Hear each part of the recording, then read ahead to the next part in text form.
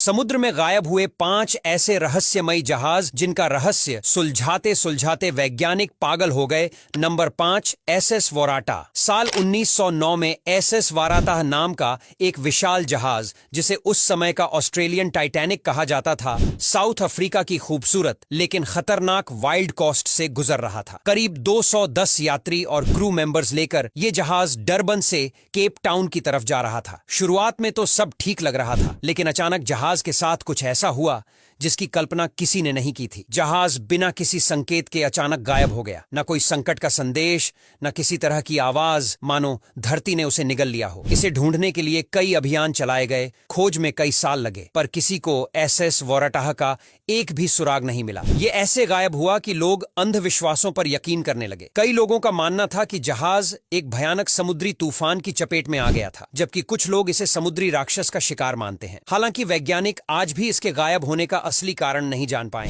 हर खोज के बाद भी ये रहस्य बरकरार है। Number 4, SS बैचमो। आर्कटिक की बर्फीली ठंड में एसएस बैचमो नाम का एक कार्गो जहाज अपने मिशन पर था। 1931 की कड़कड़ाती सर्दी में यह जहाज अलास्का के पास बर्फ में फंस गया। उस समय उसके क्रू मेंबर्स को लगा कि जहाज बर्फ में पूरी तरह से जकड़ गया है और इसे अब छोड़ा देना ही ठीक है। लेकिन किस्मत को कुछ और ही मंजूर था। जब सभी लोग जहाज को छोड़ चुके थे, तभी बर्फ पिघली और एसएस बैचमो एक रहस्यमयी सफर पर निकल पड़ा। बिना किसी कप्तान या क्रू के ये घोस्ट शिप आर्कटिक के समुद्र में भटकता रहा। कई बार इसे देखा गया, कभी समुद्र के बीचों बीच तो कभी किसी अजीब से कोने में। जो भी इसे देखता हैरान रह जाता। आखिर बिना किसी देखरेख के ये जहाज कैसे चल रहा था? कई लोगों ने इसे पकड़ने की कोशिश की, पर यह हमेशा फिसलता हुआ निकल गया। आज भी वैज्ञानिक इस सवाल से जूझ रहे हैं कि एक जहाज बिना किसी सहारे के इतने सालों से कैसे समुद्र में तैर रहा है। Number 3, USS scorpion submarine. अमेरिकी न्यूक्लियर पनडुब्बी यूएसएस स्कॉर्पियन की कहानी बहुत रहस्यमयी है। 1968 में यह पनडुब्बी नॉरफॉक, वर्जीनिया से अटलांटिक महासागर के गहरे पानी में मिशन पर निकली थी। सब कुछ ठीक था, लेकिन अचानक ही इसका संपर्क बेस से टूट गया। अमेरिकी नौसेना ने इसे ढूंढने की बहुत कोशिश की, लेकिन यह पनडुब्बी समुद्र में कहीं गुम हो चुकी थी। महीनों तक खोजबीन चली, लेकिन किसी के हाथ कुछ नहीं लगा। आखिरकार कई महीनों बाद यूएसएस स्कॉर्पियन का कुछ मलबा अटलांटिक महासागर के गहरे पानी में मिला, लेकिन वैज्ञानिकों को आज भी यह समझ नहीं आया कि यह पनडुब्बी आखिर क्यों और कैसे डूबी। कई एक्सपर्ट्स ने कहा कि इसके भीतर कोई तकनीकी खराबी हुई होगी, तो कुछ का मानना था कि शायद ये किसी अज्ञात शक्ति का शिकार बनी होगी। अब यह पनडुब्बी अटलांटिक की गहराइयों में दबी पड़ी है